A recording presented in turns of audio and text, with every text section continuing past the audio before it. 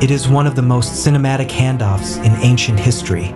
A blazing chariot of fire descends from the heavens, tearing through the storm. And just like that, Israel's most formidable prophet is gone. But as the prophet Elisha steps into his mentor's shoes, he isn't just inheriting a title. He's inheriting a house on fire. Welcome to the book of 2 Kings, a historical epic of political corruption, miraculous survival, and a nation hurtling toward a point of no return.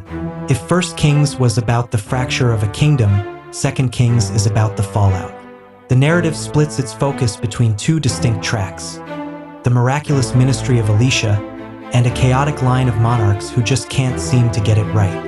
Elisha acts as a living reminder of God's presence, performing twice as many miracles as Elijah.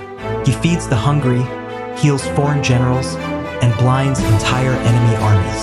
But while Elisha is working wonders on the ground, the halls of power are a total disaster. The northern kingdom of Israel goes through a dizzying cycle of bloody coups, assassinations, and idolatry. Every single northern king gets the same evaluation from the author. They did evil in the eyes of the Lord. Enter Jehu, commissioned to wipe out the corrupt dynasty of Ahab and Jezebel. Jehu goes on a scorched earth purge. It's violent, it's fast, and it completely guts the worship of Baal in the north.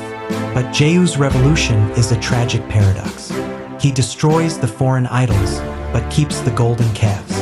The corruption runs too deep. Israel's clock is ticking. Meanwhile, down south in Judah, things are slightly better, but only just. Judah has a few bright spots.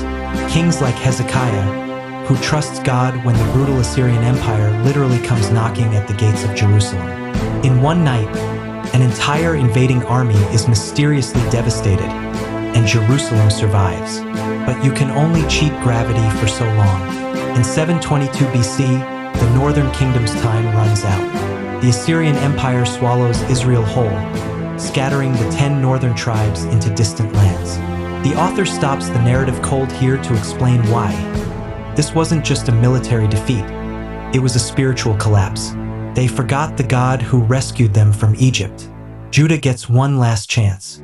A young, 8-year-old king named Josiah ascends the throne. He uncovers a lost copy of the Torah in the temple walls, weeps, rips his clothes, and launches a massive spiritual reformation. He smashes idols, tears down pagan altars, and brings back the Passover. But it's too little, too late. The damage done by Josiah's grandfather, Manasseh, who practiced child sacrifice and filled Jerusalem with innocent blood, had already sealed Judah's fate. The tipping point had been crossed.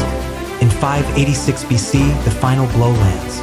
King Nebuchadnezzar of Babylon marches on Jerusalem. The walls are breached, the glorious temple built by Solomon is burned to ash, and the people are carried away into exile. The book that started with a blazing chariot of fire ends in the cold, quiet ashes of Babylon. The promises to David seem completely shattered. But 2 Kings doesn't end in total darkness.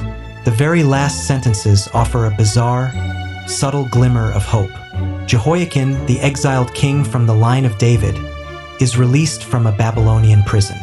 He's given a seat at the king's table and a daily allowance for the rest of his life. The kingdom is gone. The temple is ruined. But the line of David is still alive. The story isn't over yet.